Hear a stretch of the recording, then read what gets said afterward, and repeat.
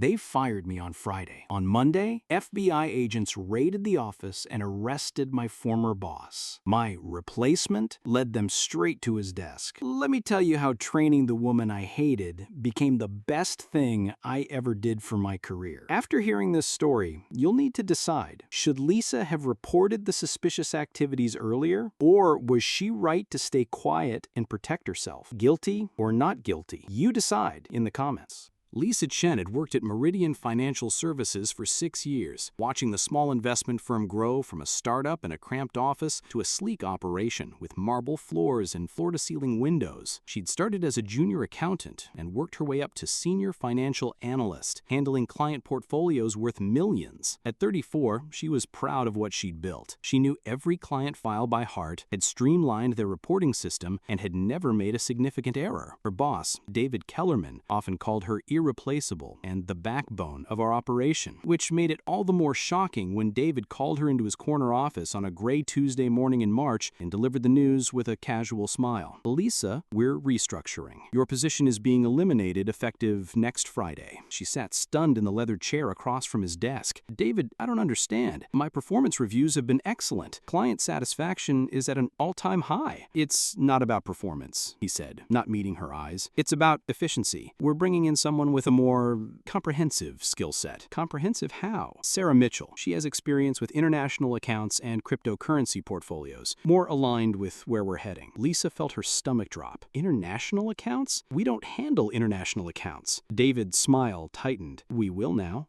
The next morning, Sarah Mitchell walked into the office wearing a conservative gray suit and carrying a leather briefcase that looked more expensive than Lisa's monthly salary. She was tall, blonde, probably early 30s, with the kind of confidence that comes from knowing exactly what you're doing.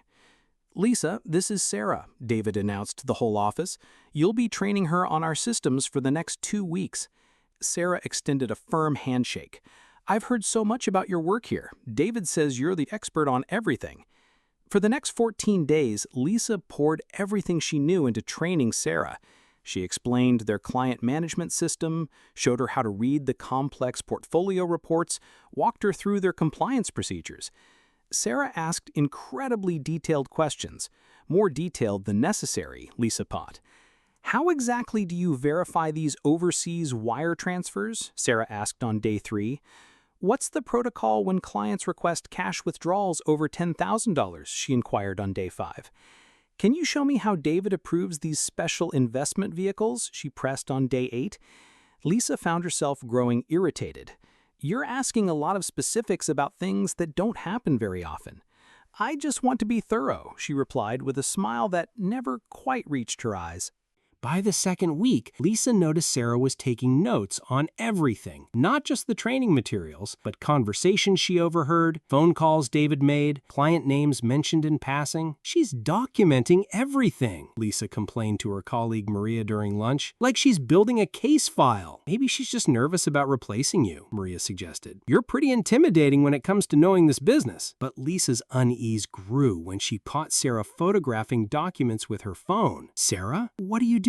"Oh, just taking pictures of these forms so I can study them at home," Sarah said casually. "We're not supposed to photograph client documents. It's a strict policy." "David said it was okay for training purposes," Sarah replied smoothly. That afternoon, Lisa went to David's office. "I'm concerned about Sarah photographing client files. It seems like a security risk." David's response was sharp. "Lisa, you're being paranoid. Sarah knows what she's doing. Focus on your transition, not micromanaging your replacement." On Lisa's final day, Friday afternoon, the office threw a small going-away party. Cake, coffee, awkward speeches about how much she'd be missed. Sarah stood beside her, smiling warmly. "I can't thank you enough," Sarah said. "You've taught me so much about how everything really works here." "I hope you'll be happy here," Lisa replied, though something in Sarah's tone made her skin crawl. "Oh, I think everyone's going to be very satisfied with how things turn out," Sarah said cryptically. Lisa left that evening with a cardboard box of personal items and a severance check that felt more like hush money. She spent the weekend apartment hunting, since her salary cut meant she couldn't afford her current place. Monday morning, she woke up to 17 missed calls and 43 text messages. The first call she returned was from Maria. "Lisa, oh my God, are you watching the news?" Lisa turned on the television just in time to see a breaking news news banner. FBI raids local investment firm in massive fraud investigation. The reporter stood in front of Meridian Financial Services as federal agents carried boxes of evidence out the front door. The firm is accused of operating an elaborate money laundering scheme, processing millions in illegal transactions for offshore accounts. Lisa's phone rang again. This time, it was a number she didn't recognize. Lisa Chen? This is Special Agent Sarah Mitchell, FBI, Financial Crimes Division. Lisa's world stopped spinning. Sarah? I need you to come in for questioning, not as a suspect, as a witness. You've been incredibly helpful to our investigation. Investigation? Sarah, I don't understand. Lisa, Meridian Financial has been under federal investigation for 18 months. Your boss, David Kellerman, was running a money laundering operation through client accounts. The international accounts he mentioned, those were shell companies for drug cartels. Lisa sank onto her couch. But I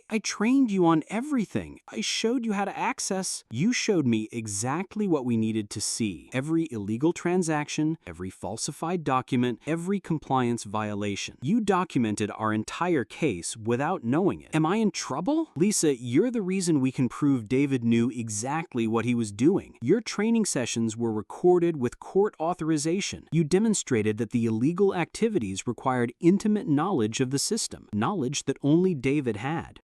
Agent Mitchell continued, you also showed me how he was manipulating your reports to hide the suspicious transactions. Without your detailed explanations, we might never have understood the full scope of his operation. Lisa felt dizzy. So when you asked all those specific questions, I was building evidence. When you told me David personally approved every wire transfer over $50,000, when you showed me his private access codes, when you explained how he bypassed normal compliance checks, you were testifying without knowing it, but I signed off on some of those transactions, under false pretenses. David lied to you about what they were. You thought you were processing legitimate investment transfers. You were actually being used as an unwitting accomplice. That afternoon, Lisa sat in FBI headquarters watching video footage of her own training sessions. On the screen, she watched herself unknowingly explaining how David had structured the entire laundering operation. He told me these were emergency liquidity transfers for international clients, video Lisa was saying. And you believed him? Video Sarah asked. I had no reason not to. He was the boss, and the paperwork looked legitimate. Agent Mitchell paused the video. Lisa, your testimony is going to put David away for 15 to 20 years. You've also helped us identify 3 other firms running similar operations. What happens to me now? Well, first, you're completely cleared of any wrongdoing. Second, there's going to be a substantial whistleblower reward. David's operation processed over $40 million in illegal funds. Lisa's head was spinning. Whistleblower reward? $2.8 million. Plus, the FBI's Financial Crimes Division is always looking for analysts with your attention to detail. 6 months later, Lisa sat in a federal courtroom watching David Kellerman's sentencing hearing. He looked smaller somehow, deflated in his orange jumpsuit. Nothing like the confident boss who had fired her for being replaceable. His lawyer made a final plea for leniency. Your Honor, my client was merely misguided, not malicious. Agent Mitchell, still undercover as Sarah to most observers, approached the witness stand. Your Honor, the defendant systematically used his employees' trust to facilitate criminal activity. He specifically targeted Ms. Chen because her meticulous nature would create perfect documentation of his crimes. Judge Patricia Hawkins reviewed the evidence. Mr. Kellerman, your operation processed $47 million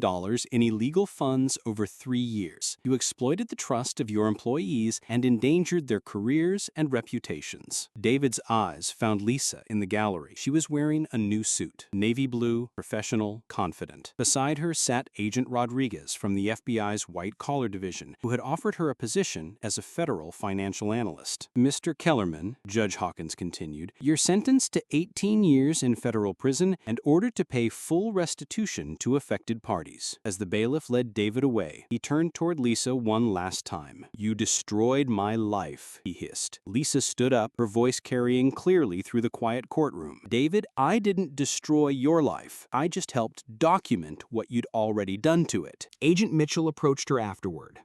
How does it feel? Honest, Lisa smiled. Like justice. And the FBI position? I start Monday.